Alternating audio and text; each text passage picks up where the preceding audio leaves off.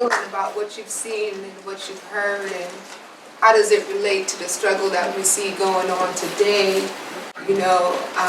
I shared a little bit earlier, when I first saw the footage at the Marin County Courthouse, it kind of can play out, and we can close our eyes and fast forward to Mike Brown, right? And how his body laid in the streets. Right. And, and there's some, I remember when Selma came out a couple years ago, right? And I went to the viewing with some folks, and afterwards we were discussing, and they were like, oh, that was quite violent, the Selma movie. I said, well, if you thought that was violent, imagine what the real thing looked like, and what happened in reality. And that's why we choose to show these archival clips, because Hollywood has made a version of a film called Black August, that's, has a lot of misinformation and lies and, what they call it, like blowing it up, and sensationalizing it.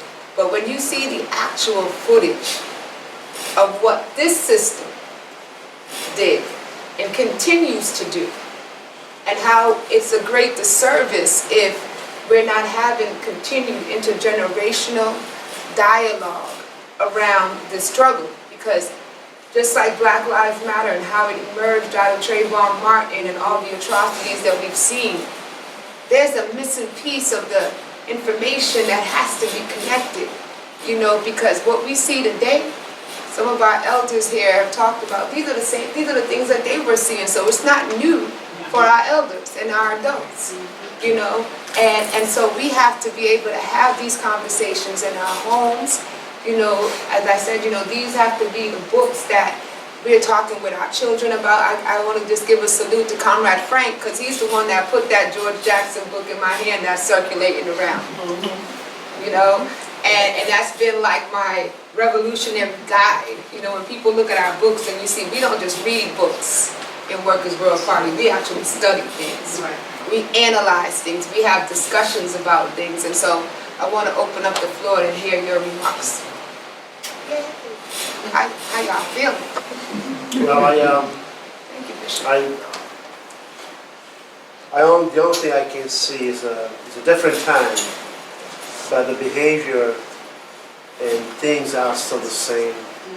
I had the privilege about 2 weeks ago to go down to the south, drive down Nashville to Birmingham and Tuscaloosa, Montgomery and Atlanta, drive around, and I see the things the same as it was in the 60s, 70s. The level of poverty, the level of injustice, the level of discrimination, and so forth. And sometimes we become so complacent. Sometimes just accept as a way of living. Just to find out that down there it's $7.50. That's the minimum. And I'm saying, God, and see everything going down. And the young people run away from the South, because it's not a future. Or even engage in behaviors that are not appropriate to survive. So I'm saying, and sometimes my question, am I in America? When we drive to the South and see those houses coming down, people still live on it? Yeah. It's outrage. We have a movement now going on in Massachusetts about the jails. The abuse that are going to jail, and people how to be misclassified and reported and so forth, and so on. And we're trying to sit down the governor and state reps and senators and so forth to say, this is not different what was happening in the late 60s, 70s, 80s. We're still in the same boat. Maybe different people, but the behavior is still the same.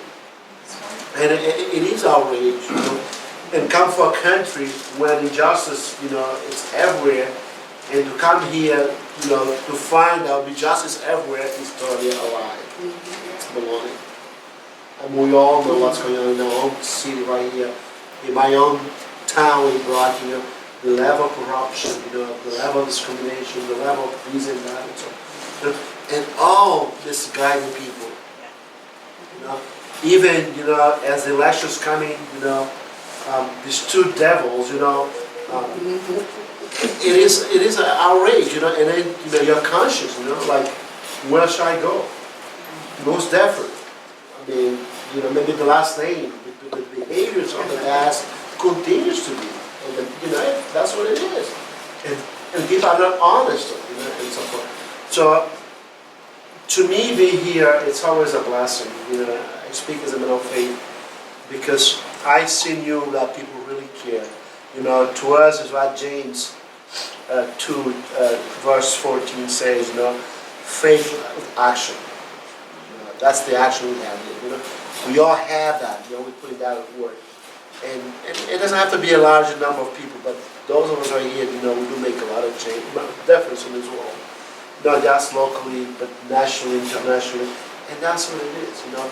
The dreams, has not been seen. We have not seen that yet in this country, or even internationally speaking. I'm from Angola. If you see the level of injustice, poverty, illness, corruption, something that's going on, it's unbelievable. It's a time we ask the question, when enough is enough? That's the question, when enough is enough, and the police keep killing our kids. Take justice in their hands. That's sentence of it. So, I congratulate you, on this endeavor, and we need to challenge. We need to challenge the status quo. And that's the fight I have, locally, statewide, nationally, internationally. It just doesn't end. But together, we can make a difference in the world. So thank you for allowing me to speak. Thank you.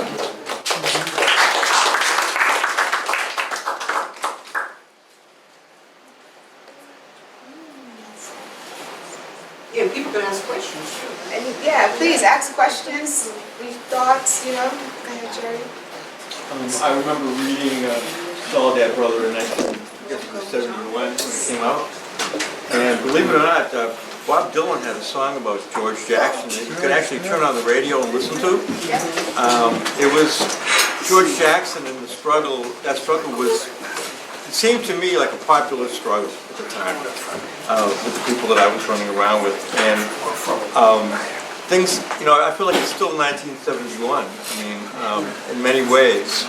Except now we have the Black Lives Matter movement, which is a very widespread, popular movement of resistance, which even in Boston, we struggle to support as much as we can where we see it, because it's our duty to support Black liberation struggles wherever they may occur, even if we may have a few reservations here and there about a particular movement or grouping. It's still our duty to support the Black liberation struggle. And there was something that Monica said in her commentary, I forget the context, but it was about, capitalism doesn't care about you when you can no longer create profits for them. And we're seeing such a tremendous example of that in Boston with the obscene oppression of homeless people coming out of our city government. And the closing of the Long Island shelter 2 years ago, and the forcible expulsion of 700 homeless people to overcrowded shelters in the city of Boston. And there's going to be a major demonstration around it Monday at 4 o'clock at City Hall that I hope all people can get to. But it gets back to, why are there homeless people? Why are homeless people and low-income people being herded into low minimum security prisons, which are what the shelters are? Only they're not so minimum security. If you look at the 21 rules, you can get barred from the Southampton shelter. And it's because these folks, they can't make profits for the bosses right now. Their labor is unnecessary. They can't hold a job because they have to live in the shelter and be back there at 5 o'clock every night. They're absolutely useless for the capitalist economic system. So what happens? We'll just herd them, the capitalists will just herd them into dirty shelters, give them a bowl of cereal in the morning and kick them out at 7:30 in the morning and require that they come back at 6 o'clock at night or they will lose their bed. And many people won't go to shelters because they're dangerous. And this is a segment of the working class that is right now, it's demobilized because of the oppression that's being put on it, just like the sectors of our class that are right now in addiction or have other challenges that they can't deal with because the resources that would help them are being withheld by the system. They're being withheld by the system. It's not this, we know as Marxists that there's plenty of resources. There's a world of resources. It's just being hidden. It's in the granaries of the Pharaoh. We just have to go in there someday and take them all out.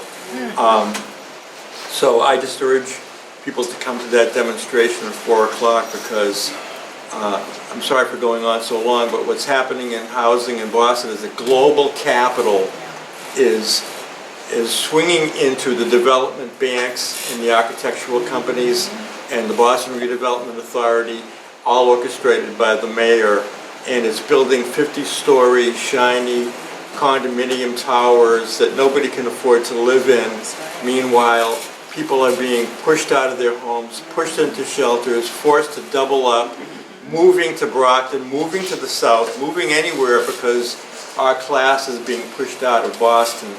And there is a fight back going on, but as socialists and members of Workers' for a Party, we have a duty to support all these struggles as much as we can, and I know that we do.